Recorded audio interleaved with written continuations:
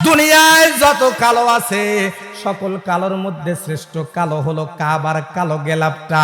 আমি যখন হজে যাই একজন মানুষ ডেকে বলে, হুজুর আপনি হজে যাইতে আছেন, কাবা ঘর দেখলে আপনি পাগল হয়ে যাবেন, ছুটে যাবেন আপনি।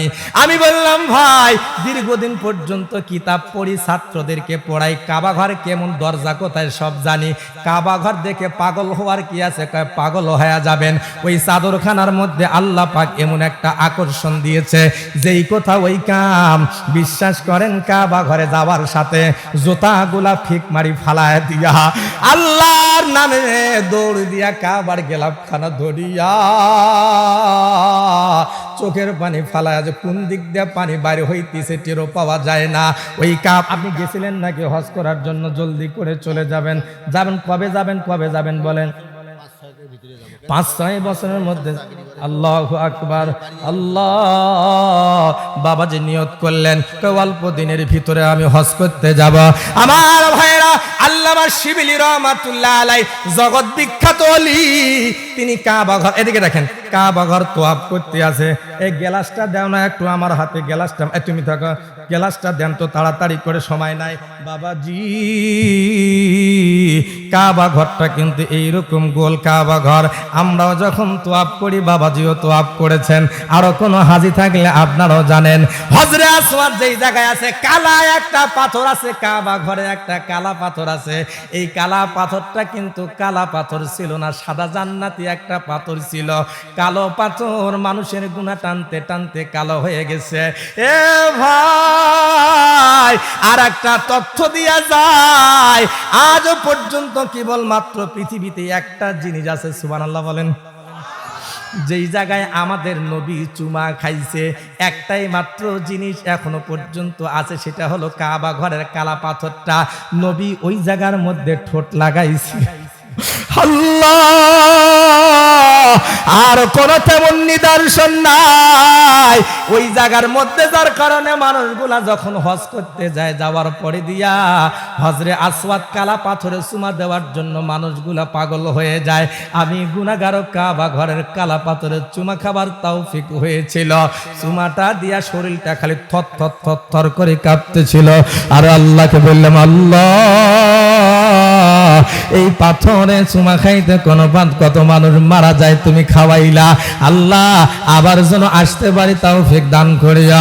যদি কোনোদিন কাবা ঘরে যান, হজ কিংবা উমরা করতে যান, একটা জিনিস বলে দিয়া যায়, আল্লাহর নবী বলেন, কোন মানুষ কাবা ঘর, আম্মা জানরা এই ওয়াজ কিন্তু আপনাদের জন্য, কোন মানুষ যদি কাবা ঘর প্রথম চোখ দিয়া দেখার পরে যেই দোয়াটা করবে, কোন মানুষ যদি যেই দোয়াটা করবে, যে মানুষ যেই দোয়াটা কাবা ঘর প্রথমবার দেখার সাথে সাথে করবে, আমার আল্লাহ তার ওই দোয়া কবুল করে নিয়ে নিবে। আর বাইরে গেলে এই জন্য আল্লাহর কাছে একটা দোয়া করবেন। কি দোয়া করবেন? আমিও একটু আপনাদেরকে হাদিসের আলোকে শিখায় দিয়া যাই। চাদর কিন্তু আছে এই জায়গার ভিতরে। আল্লাহকে যায় বলবেন, কাবা ঘর দেখার সাথে সাথে আল্লাহকে বলবেন, আল্লাহ যতদিন কাবা ঘরে থাকবো আমি, আর যতগুলা দোয়া করব, আল্লাহ তুমি আমার তামাম দোয়া কবুল করে নিও। তাইলে পরে যত দোয়া করবেন আল্লাহ কবুল করবে। লক্ষ্য করেন, আমার দিকে মনোযোগী হয়ে যান। কাবা ঘরে যাওয়ার নিয়ত কার কার আছে? হাতটা তুলে দেখান আল্লাহকে, আল্লাহ যেন কবুল করে। সবাই হাত তোলো, হাত তোলো, হাত তোলো। ভাইয়া, আপনি মনে করেন আমার টাকা নাই, আমি কেমনে যাব? নিয়ত করা আপনার কাম, আর তৌফিক দেওয়া কার কাজ? কাবা ঘরে যাবেন আর নবীজির রওজায় যাবেন, হাত নামান, নবীজির রওজায় যাবেন। একটা সঙ্গীত আমার মনে পড়ে যায়, মনে তো মানে না, যাত না সহে না, মনে চাই উইরা যাইতাম ওই মদিনা। কথা বলো ঠিক না? মনে তো মানে না, যাত না সহে না, মনে চাই উইরা যাইতাম ওই মদিনা। লিল্লাহি তাকবীর। আমার মায়েরা, শিবলি রহমাতুল্লাহ আলাইহি দেখেন, এইদিকে এই যে কাবা ঘরটা তিনি দেখতে আছেন, একটা ছেলে শুধু তোয়াফ করতে আছে আর একটা দোয়া পড়ে, আল্লাহুম্মা সাল্লি আলা মুহাম্মদ, আল্লাহুম্মা সাল্লি আলা মুহাম্মদ। শিবলি রহমাতুল্লাহ আলাইহি বলেন, যুবকরা তোর কি আর কোনো দোয়া জানা নাই? তুমি শুধু কাবা ঘরের চতুর্পাশে খালি আল্লাহুম্মা সাল্লি আলা মুহাম্মদ দোয়াটাই পড়ো। বাবাজি আমার দিকে দেখেন, আমার চেহারার দিকে লক্ষ্য করেন। ওই সময় যুবকটা ডাক দেয়া বলে, জনাব আমি দরুদ শরীফের মধ্যে যে ফজিলতার মর্যাদা দেখতে পাইছি, অন্য কোন দোয়ায় আমি এই ফজিলতার মর্যাদা দেখতে পাই নাই। তাই কি ফজিলত আর মর্যাদা দেখতে পাইছ? ওই বলতে গিয়া বলেন, আমি আমার বাবা সঙ্গে হজ করার জন্য রওনা করেছিলাম। হজ করতে আসে বাগদাদের কাছাকাছি বাবা আমার ইন্তেকাল করলো। বাবার চেহারাটা বিকৃত হয়ে গেল। এই যে চাদরটা, ব্যাগের ভিতর থেকে চাদরটা নিয়ে আমি আমার বাবার চেহারাটা ঢেকে দিয়ে দিলাম। আমার বাজানেরা মারা, তোমরাও শোনো মা। ছেলেটা ডাক দেয়া বলেন, চেহারাটা ঢেকে দিয়ে সারা রাত আমি একলাই শুধু হাঁটি বেড়াই। কাকে বলবো বাবার জানাজার কথা? কারণ বাবার চেহারাটা তো আমার ভালো নাই।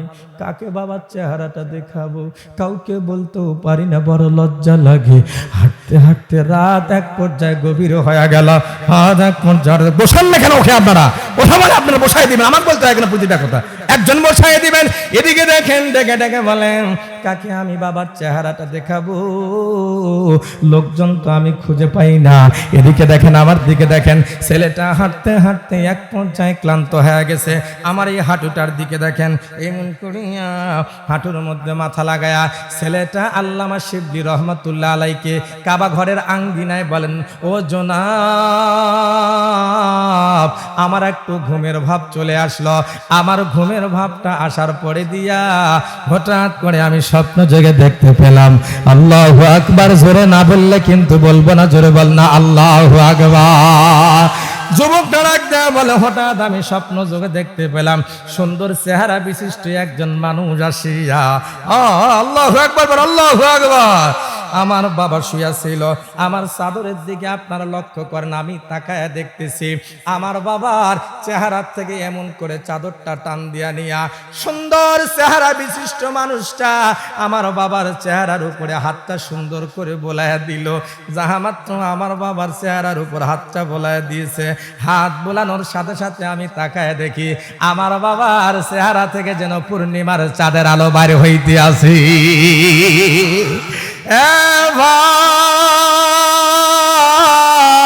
উনি একজন মজবুত মানুষ। ও হাত বুলায়া দিয়া সুন্দর চেহারাওয়ালা মানুষটা চলে যাচ্ছিল।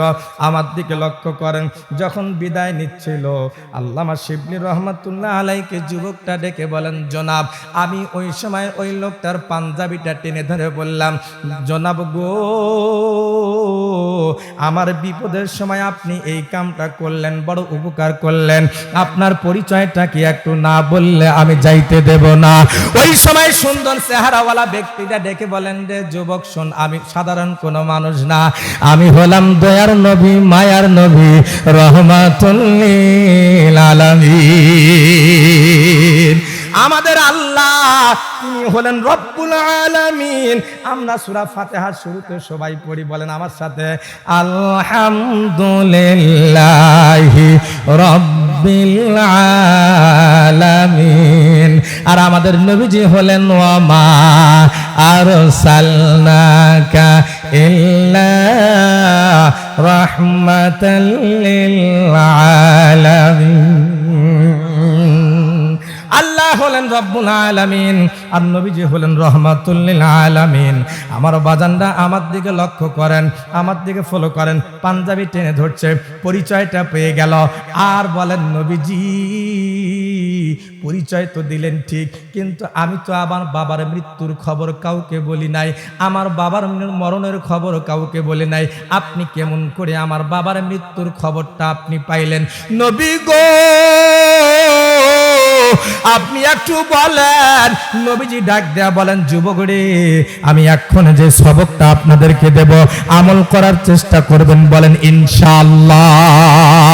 নবীজি ডাক দেয়া বলেন, যুবকরা প্রতি রাত ঈশার নামাজের পরে তোমার বাবা যখন ঘুমাতে যাইতো, তোমার বাবা ঘুমাতে যাওয়ার আগে দিয়া আমি নবীর শানে 300 বার করে দরুদ শরীফ পাঠ করতে আর বলতে, বলেন আমার সাথে, আল্লাহুম্মা সাল্লি আলা মুহাম্মদ, আল্লাহুম্মা সাল্লি আলা মুহাম্মদ। তোমার বাবা প্রতি প্রতি রাতে আমার শানে 300 বার করে দরুদ শরীফ পড়তো। আজকে এশার পর চলে গেল মাগরিবের পর থেকে এশা হলো, এশার পর থেকে মধ্য রজনী চলে গেল, রাত শেষ হয়ে যায়। যেই ফেরেশতা তোমার বাবার দরুদের হাদিয়া আমার কাছে প্রতি রাতে নিয়ে জমা দেয়, রাত শেষ পর্যায়ে কিন্তু এখনো তোমার বাবার দরুদের হাদিয়াটা আমার কাছে আসে না। আমি ফেরেশতাকে ডেকে বললাম, আমার উম্মতের আল্লাহর গোলামের খবর কি, দরুদের হাদিয়া নাই কেন? এ যুবক, ওই সময় ফেরেশতা আমাকে ডেকে ডেকে বলেন, নবীজি আমি প্রতিদিন আপনার কাছে আসি 300 বার দরুদের হাদিয়া নিয়া, আপনার এই উম্মতটা ইন্তেকাল করেছে নবী গো, শুধু ইন্তেকাল করেছে তাই না, ইন্তেকালের পরে দিয়া তার চেহারাটা বিকৃত হয়ে গেছে। ও যুবক রে, আমি কি দয়ার নবী না? আমি কি মায়ার নবী না? আমি কি দয়ার নবী না? উম্মতের কান্দারি নবী না? আমি নবী শোনার পরে আর থাকতে পারলাম না। আল্লাহ নবী হাদিসের মধ্যে বলেন, মান রানি ফিল মানাম ফাকাদ রানি। নবীজি বলেন, যে ব্যক্তি আমাকে স্বপ্নে দেখলো সে আমাকেই দেখলো, কারণ শয়তান আমার সুরত ধরতে পারে না। চিৎকার করে জোরে বলা যাবে কি সুবহানাল্লাহ? আমার ভাইরা, নবীজি যুবককে জবাব দিল, তোমার বাবা প্রতি রাত 300 বার দরুদ শরীফ পড়তো। আমার ভাইয়েরা, এই 300 বার দরুদ শরীফ পড়ার কারণে দেখেন কি একটা অবস্থার তৈরি হয়েছিল, কাউকে বলতে পারে না। আল্লাহর নবী এসে চেহারায় হাতটা বোলায় দিলেন, আল্লাহ চেহারাকে পূর্ণিমার চাঁদের মতো বানায় দিলেন। বলেন সুবহানাল্লাহ।